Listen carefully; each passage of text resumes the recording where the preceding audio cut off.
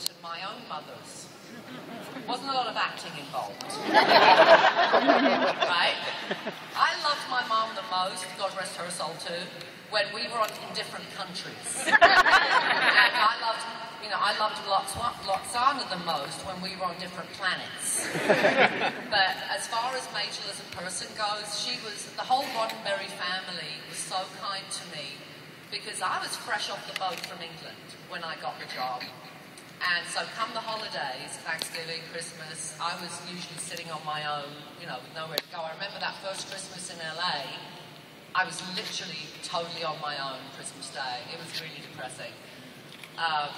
Actually, I stole a fruitcake. I lived in an apartment and I saw there was a fruitcake in the mail for days. And I had heard by then that Americans hate fruitcake. They make jokes about fruitcake. They say it's one fruitcake and it just basically gets re-gifted.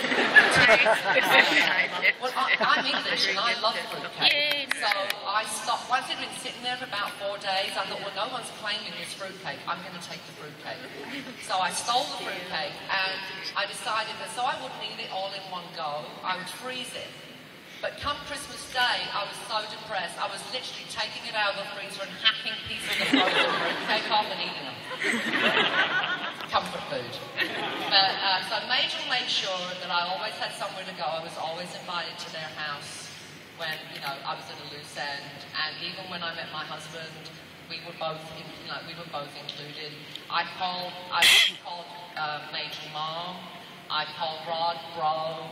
I mean, it was one of the blessings of having that job is that I got to be so close with the Roddenberry family because they were a really special group of people, amazing people.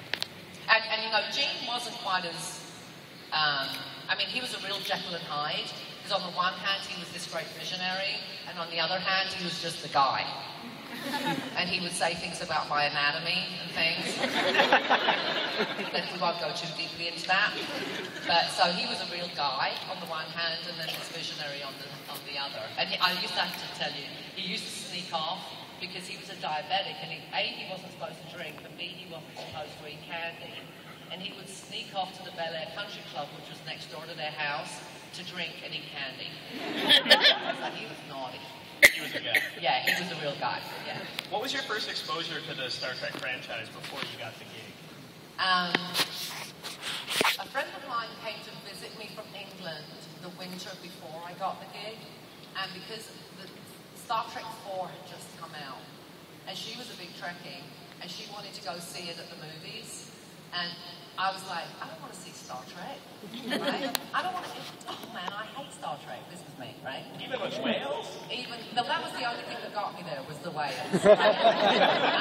But so that was actually my first watching something Star Trek from beginning to end, because up until that time, the only episode, when you're flicking through the channels, the only episode of the original show that was ever on was the really, I have to say it was awful. The one with the flower children. Okay, bad episode, right? Really bad episode. And did they have no idea that it was going to be dated in a year? After the 60s were, the love and, all make love not war 60s were gone, that whole flower thing was going to be like really old hat. But, so I was never a big Star Trek fan, but then of course you kind of have to be when you're in it. So, although don't ask me about the other shows because I never watched them. But they didn't watch our show either. So, Voyager and Enterprise. Yeah, I didn't watch it. No.